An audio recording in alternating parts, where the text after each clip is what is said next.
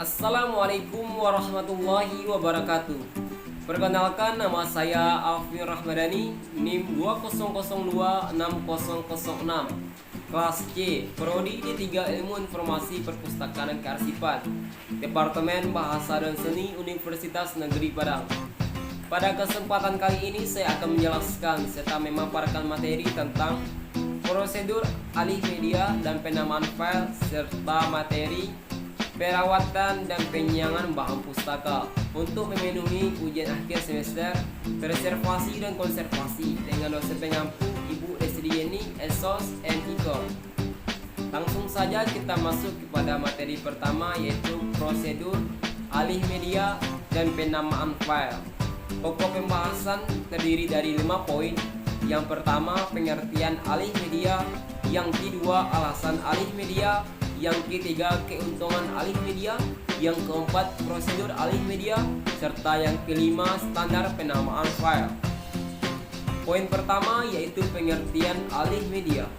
Alih media merupakan proses pengolahan dokumen dari bentuk manual menjadi bentuk digital dengan bantuan teknologi informasi.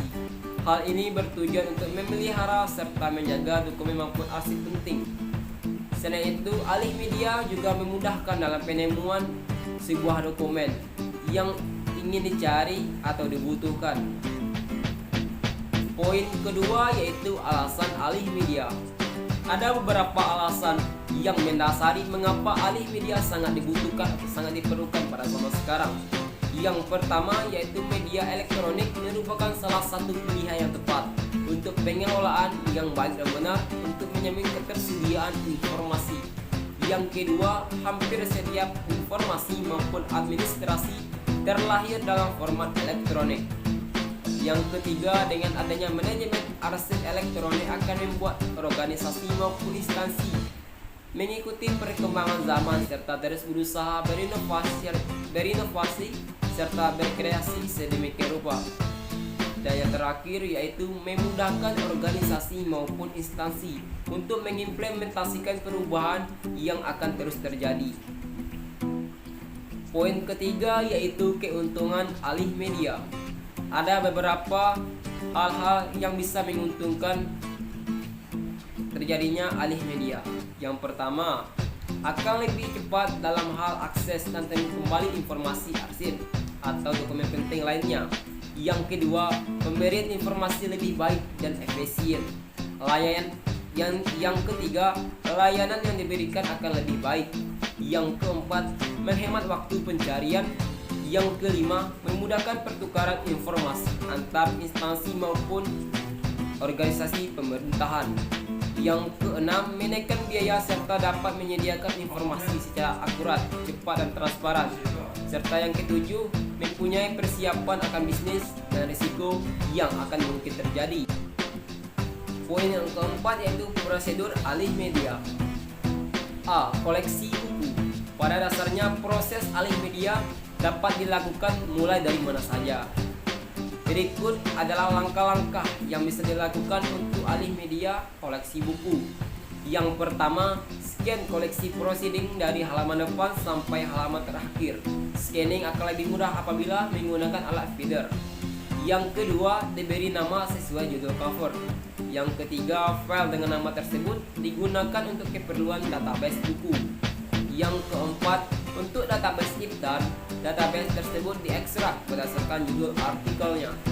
Serta yang kelima, setiap file dari artikel tersebut dientrikan ke dalam database IPDAN. Kemudian untuk B. Majalah. Cara melakukan scanning majalah hampir sama dengan buku. Namun yang membedakan di sini, majalah memiliki dua cara. Yang pertama yaitu scan halaman cover dan setiap halaman diberi satu nama. File diekstrak satu persatu berdasarkan judul artikel. Setiap artikel di scanning tersendiri dalam satu file, lengkap dengan lampiran. Untuk halaman cover, di-scan hanya untuk artikel pertama. Kemudian cara kedua, scan dilakukan untuk setiap artikel. Kemudian diberi nama. Selanjutnya artikel kedua di-scan dan diberi nama. Demikian seterusnya. Yang C, teknologi tepat guna. Koleksinya sendiri berasal dari liftan, leaflet, dan poster.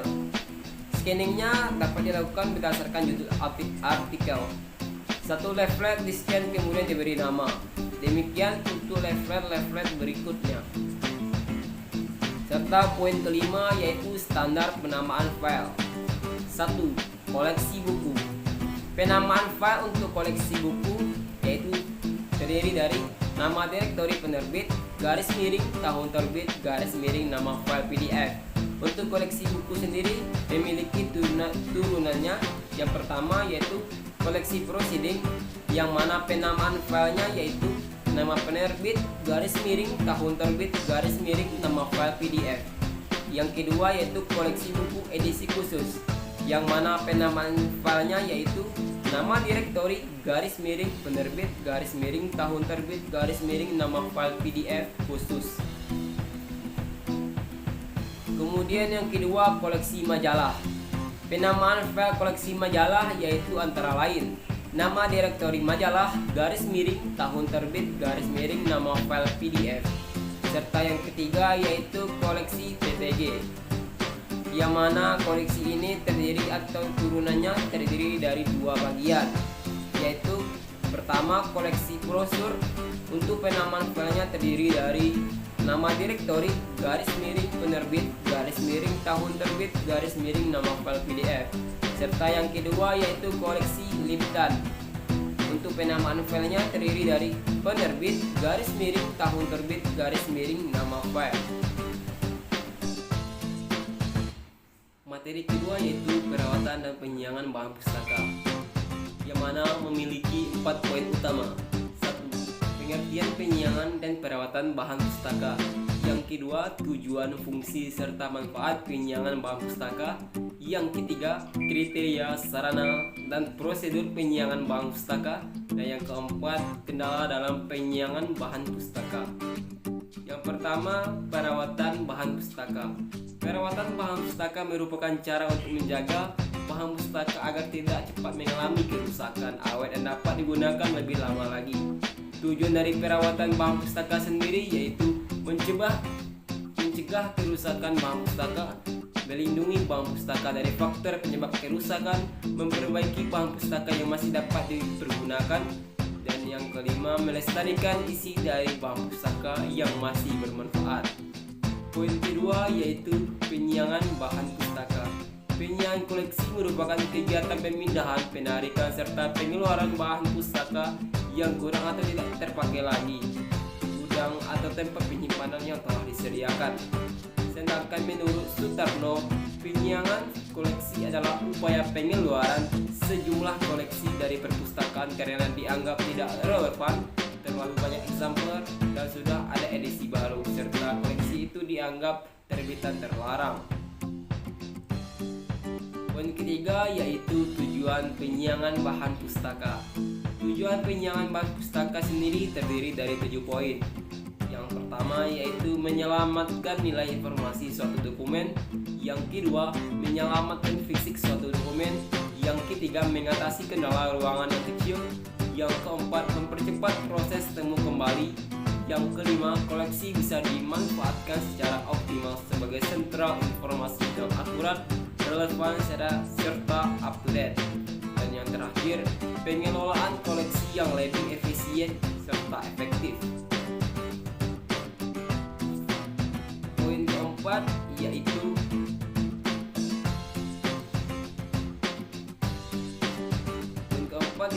fungsi bahan pustaka. Fungsi penyiangan bahan pustaka. Yang pertama, menghemat tempat. Artinya di sini yaitu perawatan buku yang baik akan menghemat biaya pergerakan buku.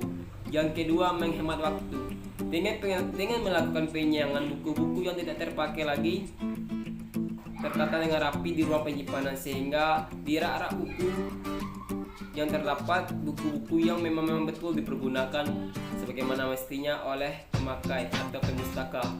Yang ketiga yaitu membuat koleksi lebih menarik, dalam artian buku-buku yang telah rusak akan diganti dengan buku-buku yang baru yang lebih menarik minat serta ketertarikan dari pemustaka sendiri.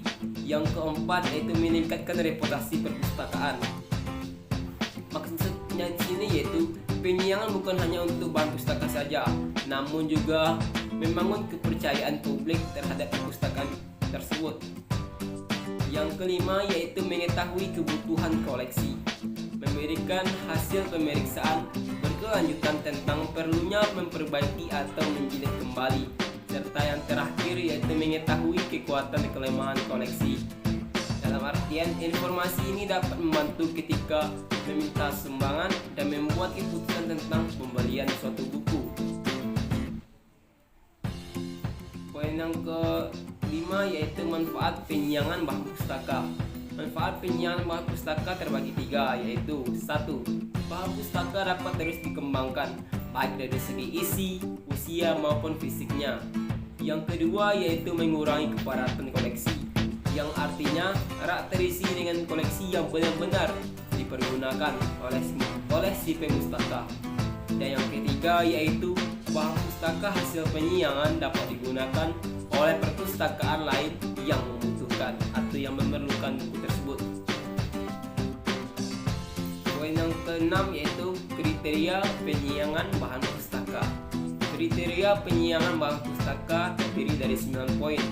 Yang pertama yaitu penyiangan berdasarkan penampilan, penyiangan berdasarkan volume berlebihan, penyiangan berdasarkan konten miskin, penyiangan berdasarkan bahasa, penyiangan berdasarkan kelas khusus dari koleksi, penyiangan berdasarkan usia koleksi, penyiangan berdasarkan kelas khusus dengan usia tertentu untuk disiangi, penyiangan berdasarkan karya khusus untuk majalah dan serial, dan yang terakhir yaitu penyiangan berdasarkan pola penggunaan.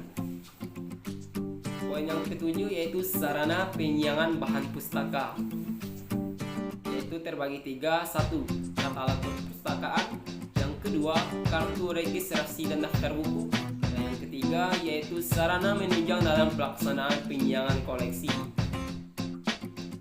Poin yang kedelapan yaitu prosedur penyiangan bahan pustaka.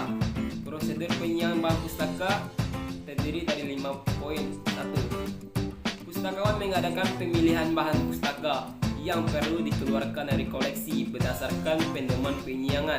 Setelah itu, pustakawan mendata calon bahan pustaka yang akan dilakukan penyiangan. Apabila telah selesai, kemudian pustakawan membuat daftar dari bahan pustaka yang mungkin sudah waktunya dikeluarkan dari koleksi. Apabila 1-3 cara tersebut telah dilaksanakan, kemudian cara keempat yaitu melakukan cap kepada koleksi yang akan dikeluarkan dari perpustakaan. Dan yang terakhir yaitu membuat daftar atau berita acara untuk buku atau bahan pustaka yang telah keluar. Kemudian poin yang terakhir yaitu yang ke-9, kendala dalam penyiangan bahan pustaka. Kendala penyiangan dalam pustaka terbagi dari 4 poin. Yang pertama yaitu adanya rasa bangga terhadap koleksi yang dimiliki, seperti tidak mau membuang bahan pustaka. Yang kedua, masih beranggapan bahwa kuantitas lebih penting daripada kualitas. Yang keempat, adanya yang masih beranggapan bahwa penyiangan bertentangan dengan tujuan pengadaan. Dan yang terakhir yaitu masih ada prosedur yang rumit, terutama untuk koleksi perpustakaan pemerintahan. Salah satu contoh kegiatan preservasi dan konservasi yang saya ambil adalah kegiatan penjilitan. Penjilitan yang dimaksud adalah penjilitan menggunakan lakban, karena hampir setiap perpustakaan baik dari daerah sampai ke pusat menggunakan penjilitan lakban dalam kegiatan preservasi dan konservasi bahan pustakanya. Alat-alat yang digunakan cukup mudah, seperti menyiapkan lakban, pisau cutter, roll, kemudian klip, dan bahan pustaka itu sendiri. Yang kedua yaitu contohnya adalah kegiatan fumigasi. Fumigasi sendiri adalah kegiatan pengasapan bahan pustaka menggunakan zat-zat kimia dalam jangka waktu atau selang waktu tertentu, bisa dari 1-3 hari. Hal ini bertujuan untuk menjaga bahan-bahan pustaka dari berbagai gangguan hama seperti kecoa, tikus, rayap, dan lain sebagainya. Sekian presentasi serta pemaparan materi dari saya. Apabila ada kata-kata yang salah, saya mohon maaf. Saya akhiri dengan wabillahi taufiq wal hidayah. Wassalamualaikum warahmatullahi wabarakatuh.